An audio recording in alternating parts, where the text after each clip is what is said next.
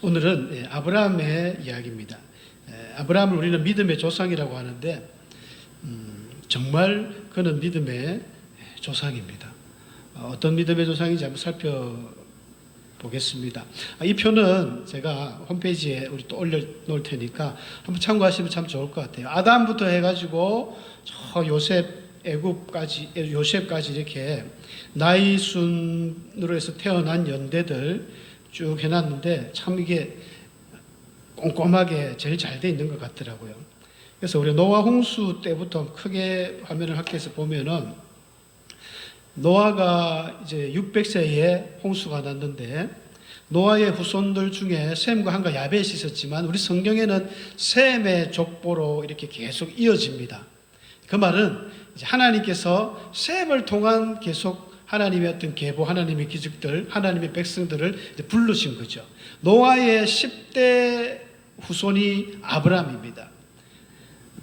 셈부터 해가지고 쭉 내려오는데, 그런데 이 나이 태어난 연도 계산 이런 거에서 아담을 0세로 잡았을 때 쭉 이렇게 계산이 되거든요. 노아 홍수 이후로 뭐 이삭이 낳을 때까지 한 490년이 지났다고 이렇게 계산상으로 나옵니다.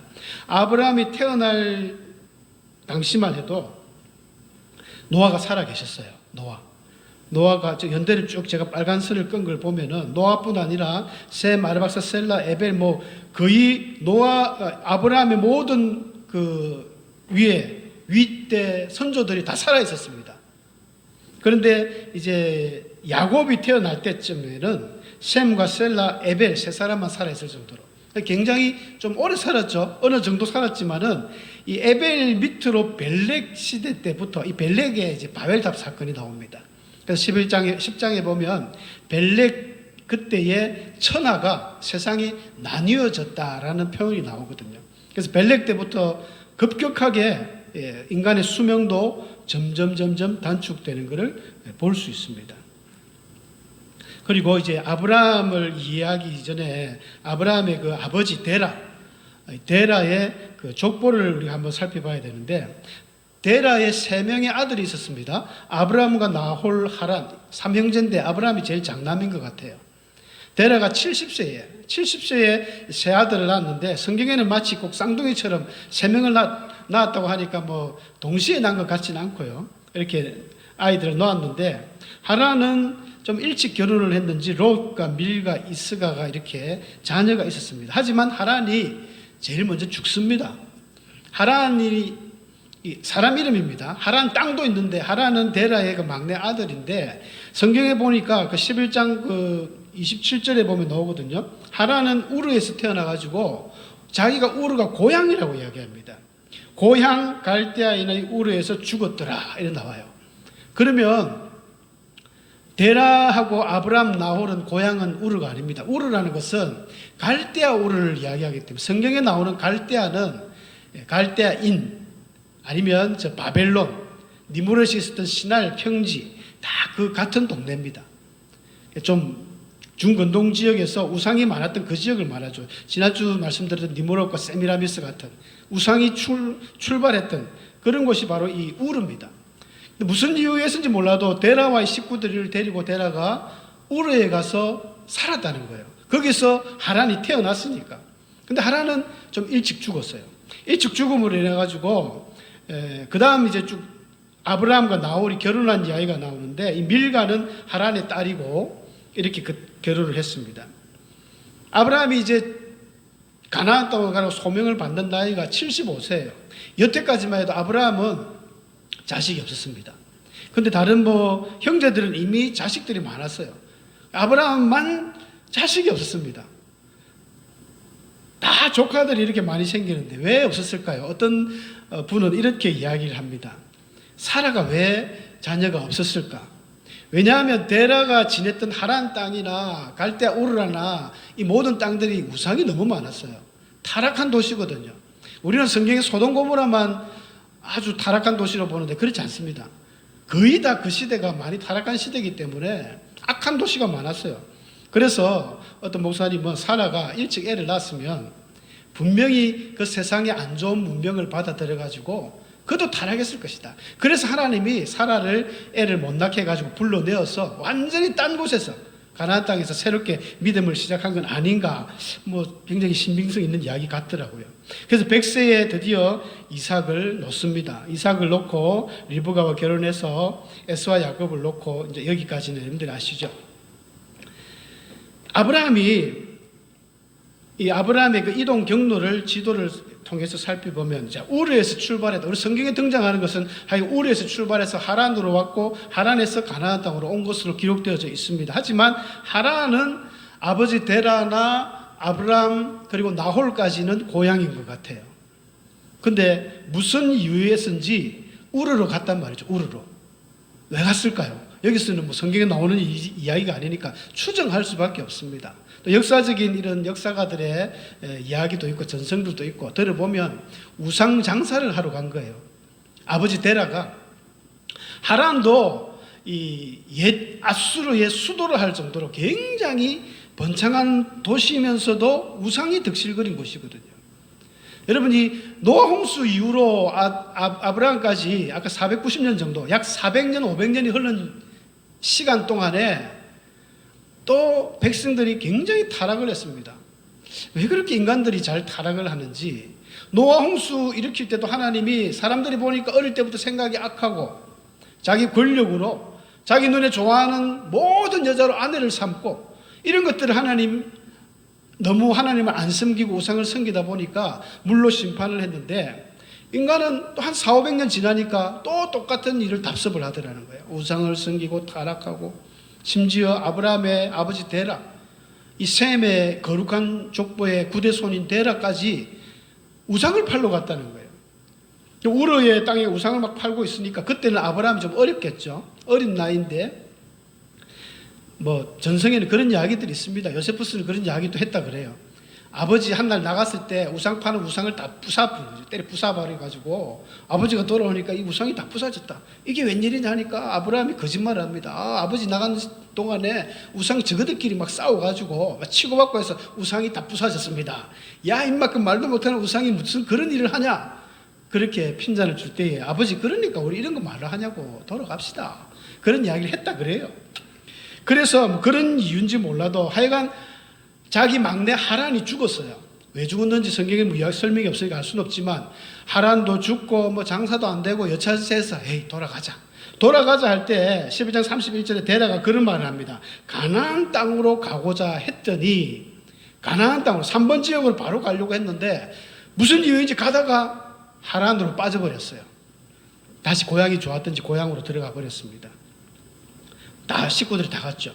그런 얼마 뒤에 하나님께서 아브라함에게 오늘 읽었던 본문의 메시지를 줍니다. 너는 너희 친척 본토집 아버지 집을 떠나라. 내가 네게 지시할 땅으로 가라 하면서 아브라함이 그때 이제 나오는 거예요. 하란에서 나오는 겁니다. 그때 나이가 75세라고 했기 때문에 아버지가 이미 살아 계셨고, 아버지 때라는 205세까지 살다가 죽거든요. 그러니까 아브라함이 100살이 넘어서 130세 정도까지, 그죠? 이삭 놓고도 한참 있다가 돌아가십니다. 그런데 한번 나왔다가는 하란으로 돌아가지 않습니다. 결혼을 위해서 리브가를 보내긴 했지만, 자, 우리는 아브라함을 믿음의 조상이다, 믿음의 표상이다, 본받을 분이다, 그런 표현이죠. 아브라함이라고 이야기합니다. 하나님께서 왜 아브라함을 불렀을까? 우리 한번 생각을 해보면 좋겠습니다. 왜 하나님이 아브라함을 불렀을까? 제가 좀 전에 대충 말씀을 드렸지만, 노아 때까지만 해도 하나님이 그 어마어마한 물로 전 세계를 심판하시면서 하나님 잘 믿어라, 하나님의 말씀을 벗어나면 이렇게 된다, 분명히 경고를 해주셨습니다. 그걸 노아는 몸소 체험했죠. 노아와 그 노아의 자녀들 그리고 자부들까지 다 체험을 했습니다. 그러면서 딱 끝나고 나서도 하나님이 무지개를 딱 보여주면서 최초의 무지개였던 것 같아요. 다시는 물로 심판하지 않겠다. 이제는 믿음 생활 잘해라. 그 말 떨어지기 무섭게 함이 한 20년 만에 아버지 포도주 먹고 비행 가지고 막 흉을 보다가 저주를 받고, 그래가 아프리카 쪽으로 가고 유럽 쪽으로 다 헤어지죠. 셈은 아시아계로 옵니다만은. 그렇게 많은 사람들이 번성해 가면서 또다시 타락을 하기 시작한 것입니다. 하나님을 섬기는 모습이 없는 거예요. 점점 그 믿음이 퇴색되어 버렸습니다. 그래서 성경에는 11장에서 셈의 그 후예들을 쭉 기록하고 있는데 다 보면 뭐 믿음이 뛰어나기보다는 점점 희석되고 없어지는 거예요. 아버지 되라도, 아브라함의 되라도 뭐 우상장사로 왔다 갔다 할 정도니까. 이렇게 타락한 도시에서 하나님이 아브라함을 콜했던 것입니다. 이 하나님의 사실은 주특기 중에 하나가 새롭게 하는 거잖아요. 새롭게. 뭐든지 안 되면 물로 엎어보고 너하고 다시 하자. 모세한테도 늘 그런 이야기 하시죠. 모세한테 잠깐 비켜라. 이 패역한 자식, 이 백성들, 나를 거역하는 백성들 다 죽여버리고 너하고 새롭게 하겠다. 하나님은 하실 수 있습니다. 충분히 하실 수 있습니다. 광야 40년 동안 200만 명의 숫자가 다 죽었는데도 가나안 입성할 때 똑같이 200만 명이 됐다는 게 기적이거든요. 그러면서 하나님 신명기에 이야기하지 않습니까? 40년 동안 너희의 신발이 헤어지지 않았다. 너희의 옷이 헤어지지 않았다. 기적이죠. 오늘날처럼 우리가 이 의류가 정말 좋은데도 뭐 우리 운동화 애들 뭐 한 3, 4년 신으면 떨어지지 않습니까? 뭐 이 나이키 뭐 이거 프로스펙스 아식스 필요 없습니다. 몇 년 지나면 찢어지는 게 당연한데 40년 동안 하나님의 기적이라는 것입니다. 그러니까 모세 하나 너 하나로 내 충분히 할 수 있다. 노아하고도 했는데 이런 말씀을 하나님 참 좋아하시고 늘 자주 하세요. 새롭게 하겠다. 심지어 에레미야가 3장 22절 23절에는 우리가 주의 그 자비와 긍휼로 진밀되지 않습니다. 이것이 아침마다 새로우니 주의 성실이 크도소이다 이랬습니다. 하나님께서는 아주 아침마다 새로운 은혜, 새로운 그 긍휼하심, 그 복을 우리에게 주시는 분이시거든요. 항상 새롭게 하는 것입니다. 그래서 보니까 아브라함이 좀 괜찮은 것 같아요. 하나님이 그래서 아브라함을 부르십니다. 너 아브라함아, 고향과 친척과 아버지 집을 떠나서 내가 네게 지시하는 땅으로 가라. 내가 너로 큰 민족을 이루고 너를 창대하게 할 것이다. 네가 복이 되게 하겠다 하면서 아브라함에게 말씀을 주셨습니다. 이 죄악의 도시에서 떠나야 됩니다. 참 신기한 것은 사람들은 변하지 않는 것 같아요. 가만히 놔두면 예전에 어떤 뭐 맹자하고 논자가 얘기했습니까? 성선설, 성악설 했는데 사람은 태어날 때부터 진짜 선하다는 거예요. 선한 사람이 세상에 들어온 어떤 안 좋은 문물을 본받으면서 악해진다고 했는데 성경적인 개념은 처음부터 악하죠.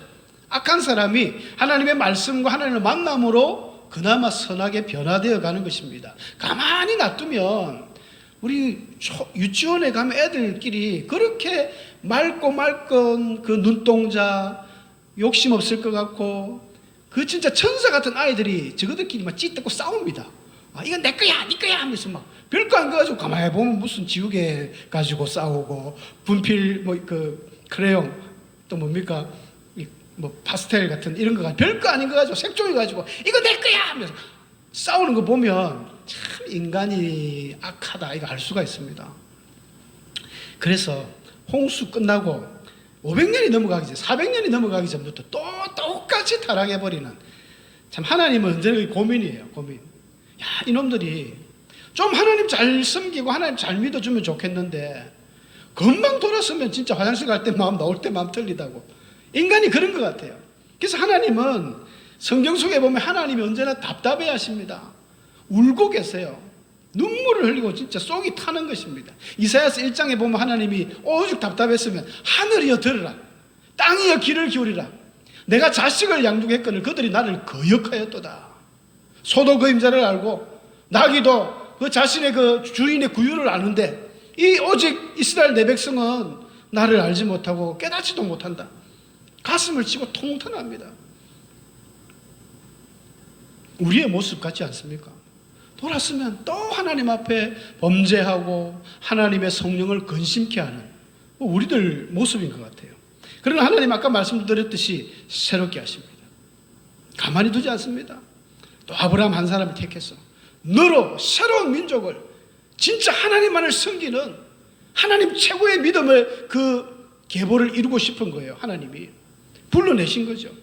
거기에 응답한 아브라함은 이런 의미에서 진짜 믿음의 조상답습니다. 믿음의 그릇이에요.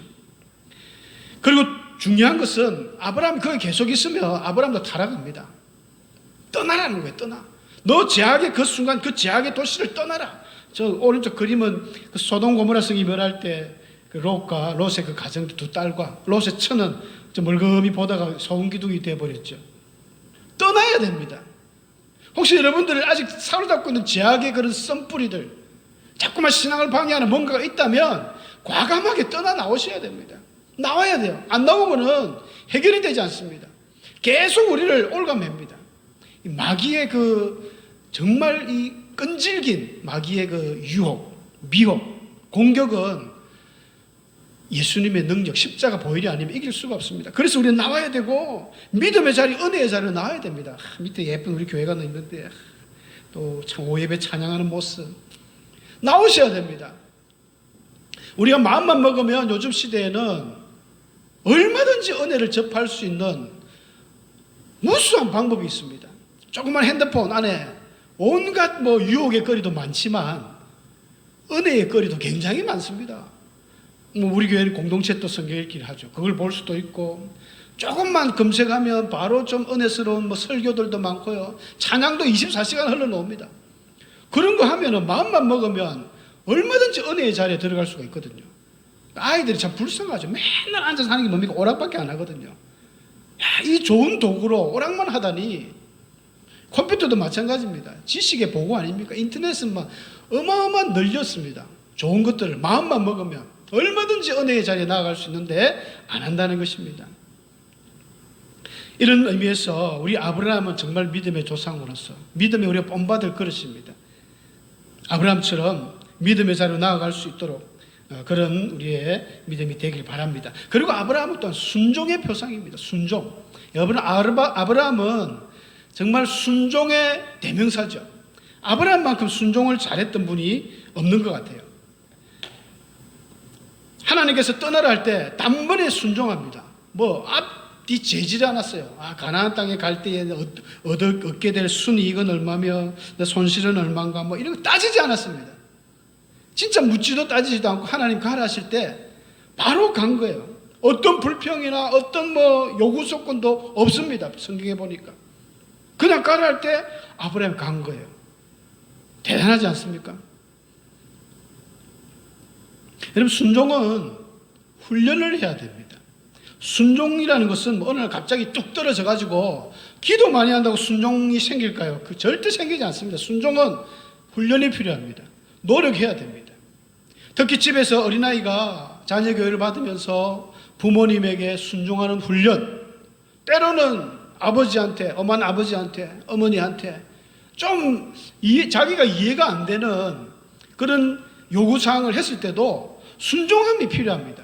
요즘 아이들은 굉장히 이성적으로 발달해가지고 아버지의 이 명령이, 아버지의 부탁이, 엄마의 부탁이 이게 이성적으로 합당한가 이런 걸 따지더라고요. 그래서 저도 참 화가 났던데 꼭 이걸 내가 왜 해야 됩니까? 이유가 뭡니까? 자꾸 따져요, 문제를. 근데 이런 것부터 훈련이거든요. 잘 되라고 하는 거지 못 되라고 하겠습니까? 예수님 말씀처럼 세상에 자녀가 떡 달라 하는데 돌 줄 아버지가 어디 있으며 생선 달라 하는데 뱀 줄 사람이 있겠느냐? 잘 되라고 하는 것인데 근데 순종이 몇 번 훈련하면 이게 됩니다. 근데 집안에서 훈련이 잘 된 사람들은 학교를 가도 선생님에게 순종을 잘해요. 여러분, 순종 잘하면 성공할 수 있습니다.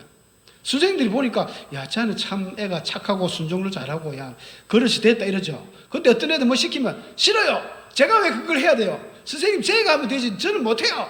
막 이렇게 계속 한다고 치면 선생님이 볼 때 야, 니는 안 되겠다 제껴놓겠죠.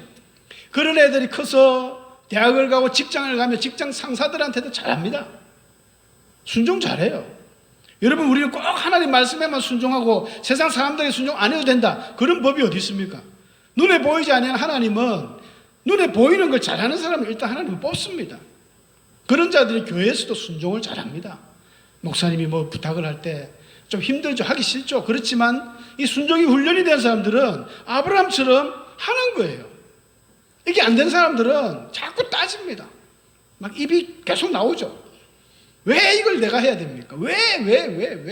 왜라는 토가 끊이지 않습니다. 그러나 이렇게 훈련된 사람이 헌금도 마찬가지. 헌금도 훈련돼야 하듯이 순종이거든요. 내게 있는 귀한 것을 드려도 아깝지 않는다. 그러니까 아브라함의 가장 순종의 하이라이트는 이삭을 드린 거 아닙니까? 최고의 자기에게 있어서 보물, 100살이 되어서 얻은 아이, 그 기쁨은 100살이 되어서 안 나보니까 우리 이해를 못하겠죠. 한번 낳아보시면 어떨까요? 100살이 아니더라도 좀 아이를 전혀 못 낳는 가정에서 오래 있다가 한번 놓으면 그 기쁨이 얼마나 클까요? 우리 목사님께서도 늦게 애를 제가 넣었다고 들었습니다. 기다려 어렵게. 그러니까 얼마나 기쁜지 설교 때마다 우리 아이들 얼마나 자랑을 많이 합니까? 아브라함은 더 했습니다. 100살에 낳은 아이를 눈에 넣어도 안 아프고 이삭이라 하면 끔뻑 죽습니다. 그런데 하나님이 이삭 바쳐라. 바치는 것도 그냥 바치는 게 아니라 번제는 막 홀라당 다 태우는 겁니다. 번제로 바쳐라. 참 아브라함이 얼마나 충격이었을까요? 내가 그동안 믿어왔던 하나님, 모리아산에서 바치를 할 때 그때 한 20-30년 흐른 거죠. 가나안 땅에 와가지고. 내가 그동안 믿고 따랐던 하나님이 이런 하나님이었나? 우리 같으면 좀 고민에 빠지고 등 돌릴 만한데, 아브라함은 성경에 보면요, 밤새도록 고민은 했는지 모르겠습니다. 아마 제가 볼 때 고민도 아닌 것 같아요. 밤이 지나고 새벽 일찍 일어나가지고 종들 2명 데리고 이삭하고 번제 드릴 나무와 불을 들고 가자. 그래 모리아 산으로 가는 거예요. 가는 길이 3일입니다. 웬만한 사람 같으면 3일 안에 마음이 또 요동해서 할까 말까 지금이라도 그냥 막 포기해버리고 하란으로 갚을까 왔다 갔다 합니다. 그때까지 아버지 살아 계셨거든요. 어떻게 할까 고민할 텐데, 아브라함은 성경에 나오는 몇 구절을 통해서 이미 하나님께서 이삭을 구할 거라는 믿음이 있었어요. 이삭을 죽이더라도 이삭이 묻지 않습니까? 아버지, 불도 있고 나무도 있는데 번제할 어린 양은 어디 있습니까? 물었을 때 아브라함이 뭐라고 이야기했습니까? 아들아, 걱정하지 마라. 하나님이 번제를 드릴 어린 양은 친히 자기가 준비하실 것이다. 그래서 여호와 이레란 말이 거기서 나오죠. 하나님이 아브라함 말 듣고 뜨끔했습니다. 저거 봐라. 내가 한번 믿음을 테스트했는데 깜짝 놀랐던 것 같아요. 그래서 이미 양을 미리 준비해놓고 끝까지 지켜보다가 아브라함은 여차없이 바로 칼로 죽이려고 하니까 하나님이 급했죠. 아브라함아 됐다 미안하다. 내가 너를 시험을 했다 미안하다. 저기 양 있으니까 양 잡아라. 바로 하나님이 너 아브라함 믿음 그때부터 인정하고 최고의 복을 주셨는데, 여러분 아브라함은 이토록 순종을 잘했습니다. 바울도 빌립보서 3장 8절에 내가 주 그리스도를 아는 그 지식이 가장 고상하기 때문에 내가 이때까지 가지고 있었던 그런 명예, 부귀 모든 것을 배설물처럼 여기겠다. 하나님보다 더 귀한 게 없다는 것입니다. 그 어떤 거라도 드릴 수 있는 순종의 최고의 그 믿음. 우리 하나님의 성도들은 하나님 말씀하실 때는 당연히 들어야 되고, 또 우리 인간 세상에서도 똑같은 원리입니다. 훈련이 필요하니까 순종하는 훈련 많이 세우시고 하나님 말씀하실 때 아멘하며 순종하는 성도들 되시기를 바랍니다. 가장 중요한 것은 이렇게 순종하고 믿음을 가지면요, 그 사람이 바로 축복의 통로가 된다는 것입니다. 우리 아브라함에게 하나님이 그런 말씀을 하셨잖아요. 3절에 너를 축복하는 자에게는 내가 복을 내리고 너를 저주하는 자에게는 내가 저주하리니. 최고의 복입니다. 이런 표현들은 하나님께서 구약 성경에 자주 하세요. 발람 선지자가 오늘 공동체에도 나오는 이야기죠. 발람 선지자가 이스라엘 저주하라고 발락 왕이 부탁을 했을 때 그런 이야기를, 이스라엘이 들쏘아갖고 숫사자 암사자와 같은데 그를 축복하는 자마다 복을 받을 것이고 그를 저주하는 자 저주를 받을 것이다. 예레미야서 2장 2절에도 보니까 하나님이 광야 40년을 추억하시면서 내가 그 너희들 청년의 때, 신혼의 때를 추억하는데 너희가 광야에서 나를 잘 따라주었다. 얼마나 힘든 길입니까? 여러분 광야 생활이 이스라엘 백성들이 성경에는 10번이나 번역했다니까 딱 10번만 딱 했느냐?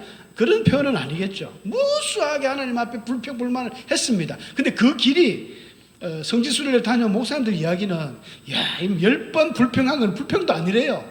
한국 사람은 하나님을 때려 죽이면 죽였지, 이거는 어마어마한 불평이 놓을 수밖에 없는, 물도 없죠, 나무도 없죠. 그 때학볕에 굉장히 힘든 길이었던 것 같아요. 그래서 하나님 에레미야서에서 고백하기를 너희들 참 잘 따라와 주었다.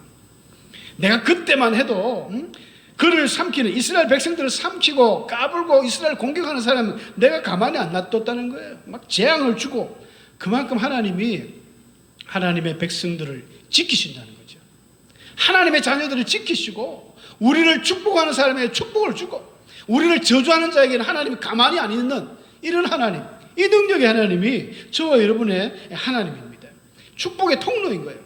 우리가 이런 믿음을 가지고 하나님을 잘 섬기는 성도님들은요, 요셉처럼, 구약의 그 요셉, 야곱의 그 아들이지 않습니까? 11번째 아들이 보디발 장군 집에 잡혀갔을 때 성경의 표현에 보면 요셉으로 인하여, 요셉 때문에 가족이 복을 받고 뭐 다 복을 받는 거예요.